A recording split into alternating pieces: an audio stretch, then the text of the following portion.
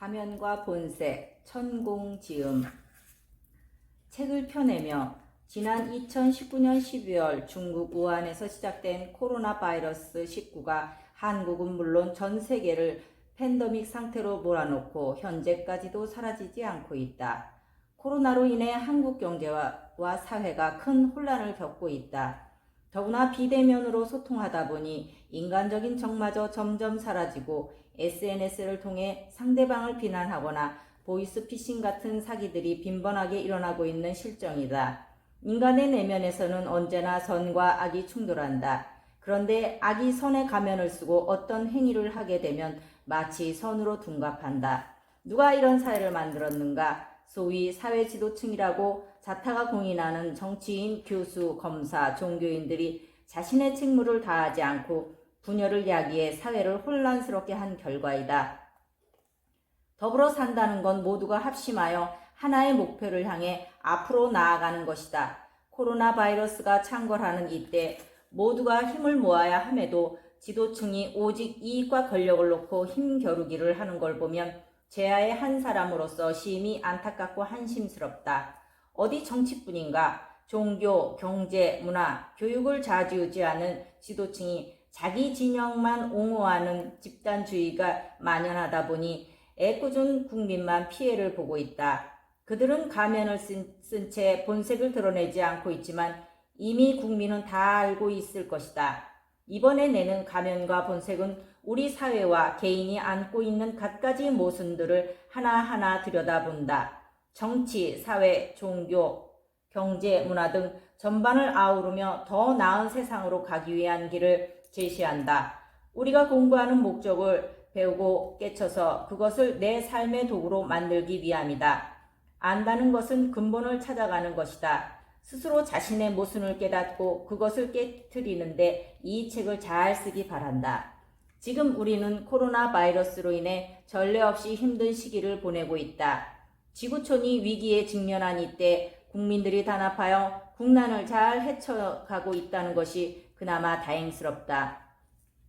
실로 자랑스러운 우리 국민들이다. 이제는 사회 지도층이 거짓과 위선의 가면을 벗어던지고 미래를 향해 화합의 길로 나서야 한다. 위기를 극복할 수 있는 길은 우리 모두가 한마음이 되는 것뿐이다. 마지막으로 모두의 삶이 편안하고 행복하기를 바란다. 2020년 11월 천공.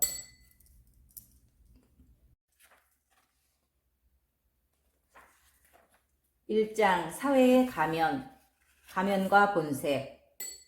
인간이 가면을 쓰는 이유는 여러 가지가 있겠지만 대개 두 가지로 압축할 수 있다. 하나는 프랑스의 추리작가 가스통 르루가 발표한 오페라의 유령에서처럼 흉측한 얼굴을 감추려는 것이고, 또 하나는 자신의 나쁜 과거를 덮고 새로운 인생을 살고자 하는 것이다. 전자는 드러나는 형상을 감추기 위한 것이고, 후자는 자신의 본질을 감추기 위한 추상적인 가면이라 할 수 있다. 주변을 둘러보면 화상을 입거나 신체적인 문제로 인해 어쩔 수 없이 얼굴을 감추는 경우도 있지만 의외로 후자의 삶을 살고자 하는 사람들도 많다. 누구에게든 드러내고 싶지 않은 개인적인 비밀이 있기 마련이므로 나는 누군가가 가면을 쓰고 있다고 해서 그들을 무조건 나쁘다고 보지는 않는다.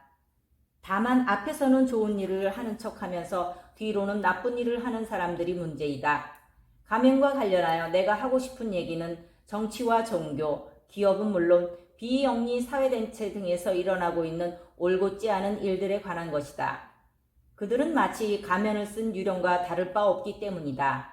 요즘 우리는 코로나로 인해 싫든 좋든 마스크를 늘 쓰고 다닌다. 한 번은 강의 중에 한 중년 여성에게 물었다. 마스크를 쓰고 다니니까 어때요? 불편하지 않아요? 말해 못해요. 숨이 콱콱 막히고 미칠 것 같아요. 내가 웃으면서 말했다. 얼굴이 예쁘신데 그 얼굴을 감추려고 하니 더 짜증나죠? 농담이었지만 강의실에 한바탕 웃음이 터졌다. 가만히 있어도 땀이 흘러내리는 무더운 여름날에 마스크를 쓰는 것 자체가 큰 곤욕이다. 어쨌든 우리는 역병으로 인해 때 아닌 가면의 나날을 보내고 있는 것만은 분명한 사실이다. 본디 인간은 부처의 본성을 지니고 태어난다고 했다. 여기에서 부처란 깨달은 성자를 뜻한다. 해맑은 신생아의 얼굴을 보면 그 자체가 부처요, 예수요, 성자와 다름없다. 그런데 어떤가 아이가 자라면 자기 것에 집착을 하게 되고 학령기에 들어서면 물질에 관해 급격한 욕심이 일어나기 시작한다. 이것은 누구나 겪는 성장의 과정이다. 만약 아이에게 욕심이 없다면 성장하지 못하거니와 이 험난한 세상을 살아갈 수도 없다. 다만 그 욕심을 채우는 과정이 정당한가 아닌가가 문제이다. 어릴 때부터 자기 집착이 강한 아이는 좋은 인성을 가지기가 어렵고 남을 사랑할 줄도 모른다. 이런 아이는 나중에 아주 큰 인물이 되거나 그렇지 않으면 외톨이가 되어 고달픈 인생을 살게 될 것이다. 대개 큰 인물들의 특징이 그렇다는 얘기이다.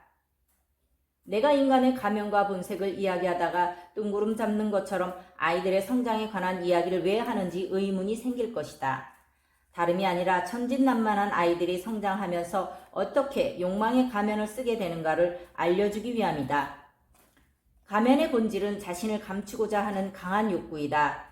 어려서부터 힘들게 살아온 사람은 얼굴에 그 그늘이 드러난다.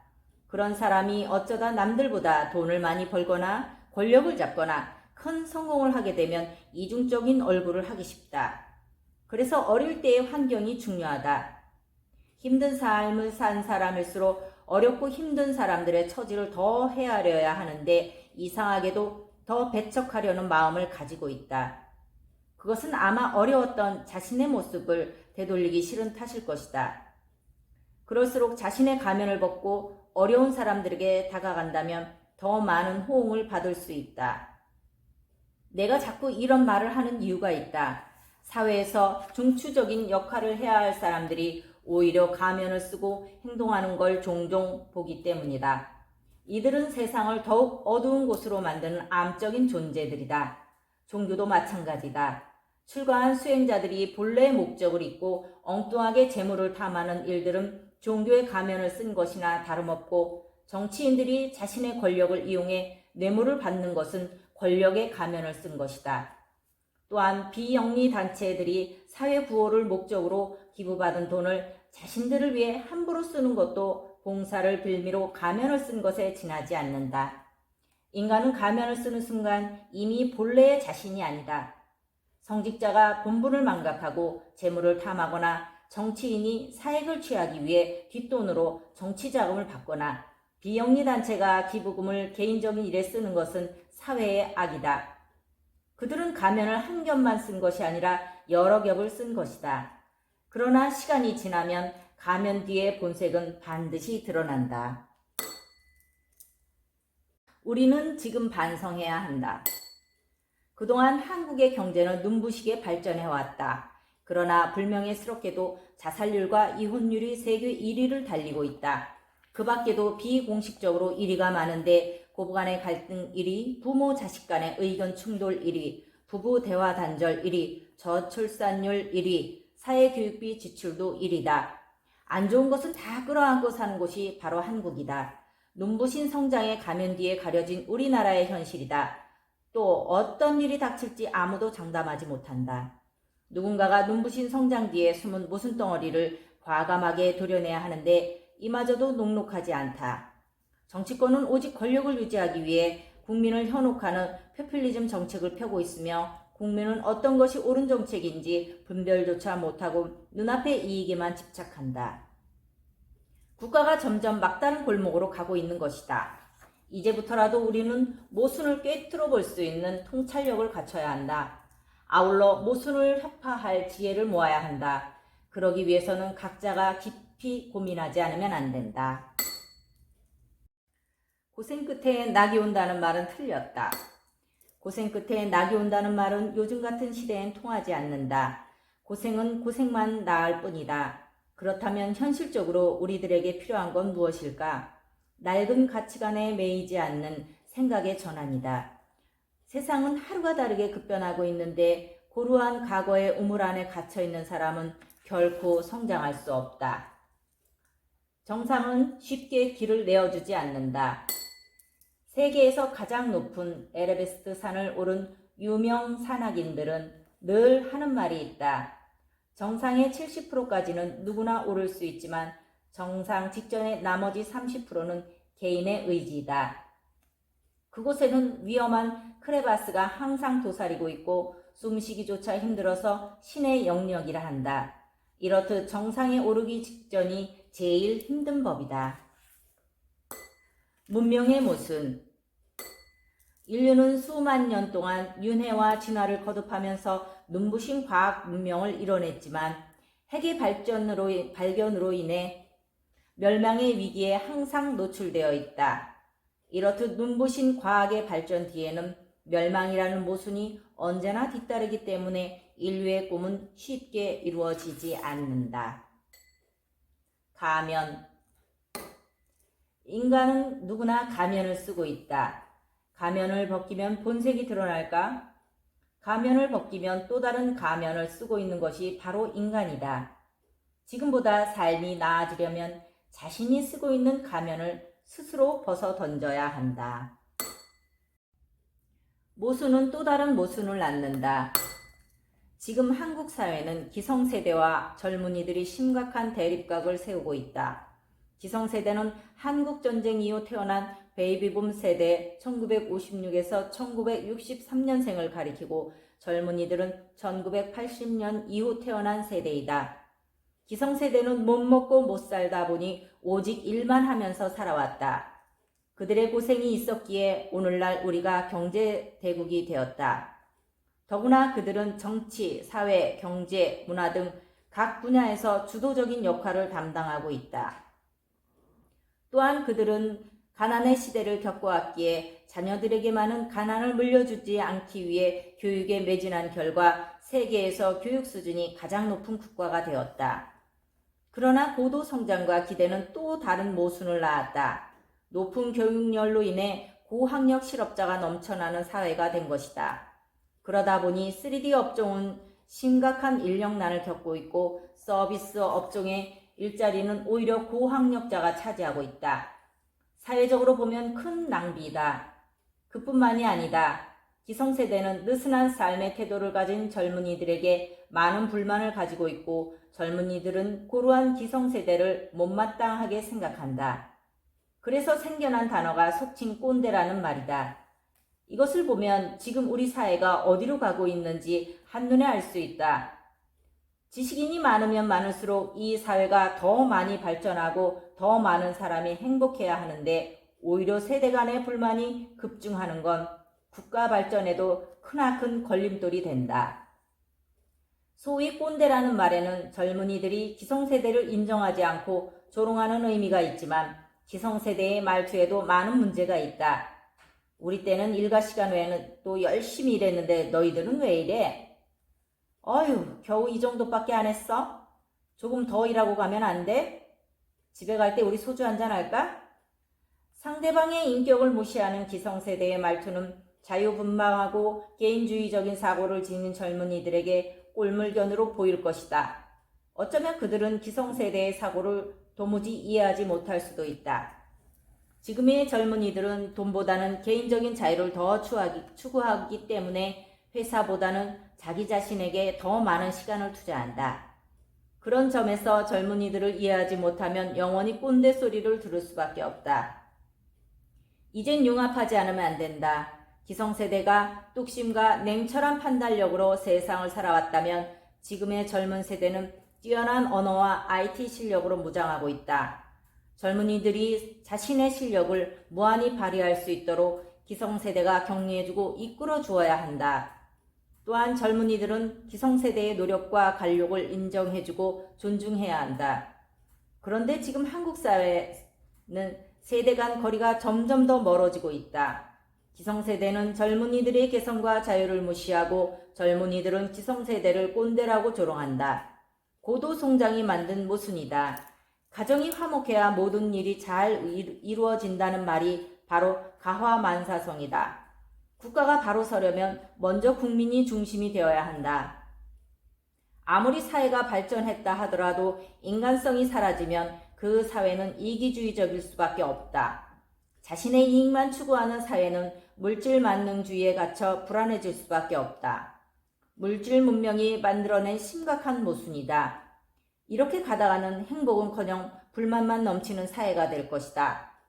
그러므로 기성세대는 자신들이 살아온 방식을 우리 젊은이들에게 강요하기보다는 그들이 지닌 장점을 잘 발휘할 수 있도록 이끌어야 한다.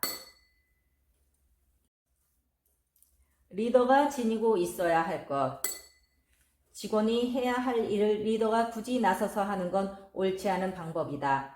리더는 할 일이 있어도 그냥 보고 지나갈 줄도 아는 마음의 여유를 가져야 한다. 자신이 아니면 안 될 것처럼 자꾸 조바심을 내거나 굳이 쫓아가서 직원이 하는 일에 사사건건 간섭한다면 리더로서 자격이 없다. 직원이 해야 할 몫을 맡기고 지켜보는 것도 리더의 미덕이다. 직원이 해야 할 일을 리더가 빼앗으면 안 된다는 말이다. 만약 그렇다면 그런 리더는 아직 공부 중이다. 안목을 키워라. 자신의 분야에서 최고가 되려면 안목도 함께 키워야만 진정한 최고가 될 수 있다. 남들보다 성공하기 위해서는 기술과 지식이 필요 조건이지만 매우 중요한 요소 중 하나가 대상을 분별할 줄 아는 안목이다. 안목이 없는 사람은 눈앞의 이익에만 집착해서 더 큰 미래를 잃지 못한다. 자신의 재주만 믿다가 깊은 수렁에 빠질 수 있고 재주가 뛰어나다고 하더라도 적재적소에 사용하지 못한다.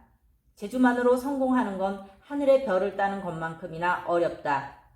자신의 분야에서 최고가 되려면 먼저 안목을 키워라. 인재를 쓰려면 그에 맞는 연봉을 줘야 한다.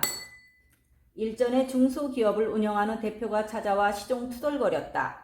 스승님, 일 잘하는 친구들을 뽑아놓으면 얼마 안 가서 다른 곳으로 가버리니 속상해 죽겠습니다. 그 말을 듣고 내가 껄껄껄 웃었다. 당신 복이 그것밖에 안 되는 거야. 세상을 더 넓게 봐. 그건 그 직원이 당신 복이 아니거나 당신이 그 직원에게 복이 아니거나 둘 중 하나지. 그 직원이 꼭 필요한 사람이면 연봉을 올려줘서라도 붙잡으면 되지. 그게 아니라면 그냥 내버려 두면 되고, 안 그래? 적어도 기업을 운영하는 대표라면 자신의 회사가 어떤 질량의 일을 하고 있는가 먼저 파악해야 한다. 질량이 큰 일을 하는데도 그에 맞는 대가를 주지 않고 인재를 쓰려고 한다면 크게 잘못된 생각이다. 다시 말해서 기업의 질량을 먼저 분석한 뒤에 거기에 맞는 직원을 채용해야 한다는 말이다.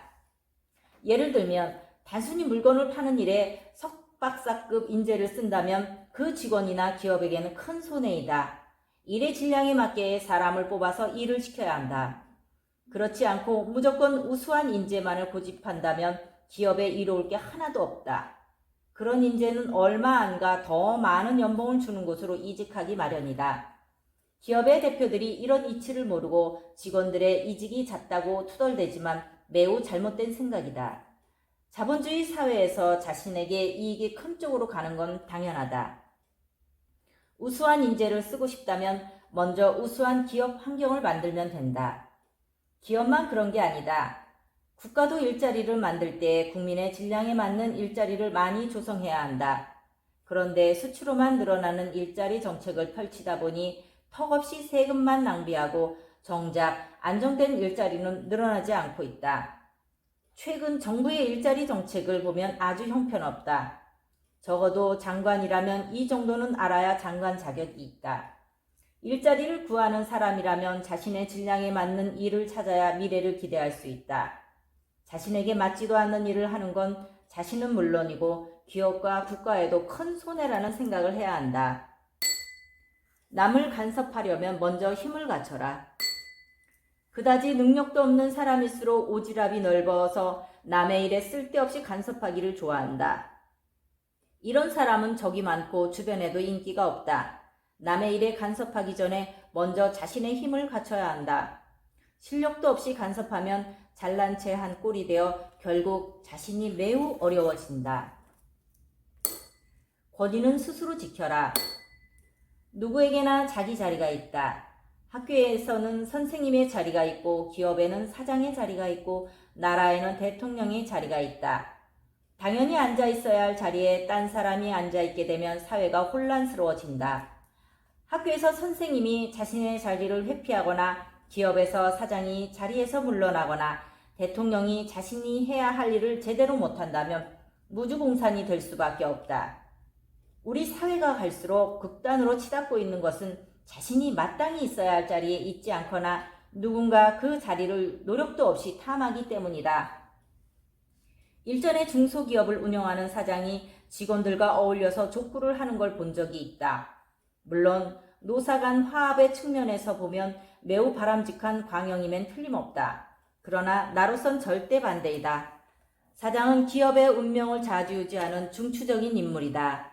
그런 사장이 직원들과 함께 어울려서 족구를 한다는 건 좋지 못한 행동이다. 회사가 잘 되려면 윗사람이 굳건하게 자리를 지켜야 오합지졸이 안 된다. 그런 사장이라면 직원들이 싫어하지 않는다. 사장은 사장으로서 해야 할 일이 있다. 직원들이 잘 화합하도록 지원만 잘해주면 된다. 직원들도 사장이 함께 어울리지 않는다고 해서 권위적으로 보아서는 안 된다. 직원들과 족구할 시간이 있으면 그 시간에 기업 운영에 도움이 될 만한 책을 읽거나 강의를 하나 더 듣는 것이 낫다. 이것이 바로 사장의 역할이다. 그래야 기업 환경이 좋아지고 직원들 연봉도 올라간다. 사장이 자신의 자리를 지키지 못하고 우왕좌왕하는 기업은 망하기 십상이다. 사람을 이끄는 일보다 힘든 것은 없다. 단 한 사람의 부하 직원을 위해 최선을 다하는 사람이 능력 있는 사장이다. 있는 그대로 환경을 받아들여라. 살면서 자꾸 어려움에 빠지는 가장 큰 이유는 자신의 환경을 있는 그대로 받아들이지 못하고 자신에게 유리한 쪽으로만 골라서 선택하기 때문이다. 그렇게 되면 진짜 자신에게 필요한 것을 얻지 못한다.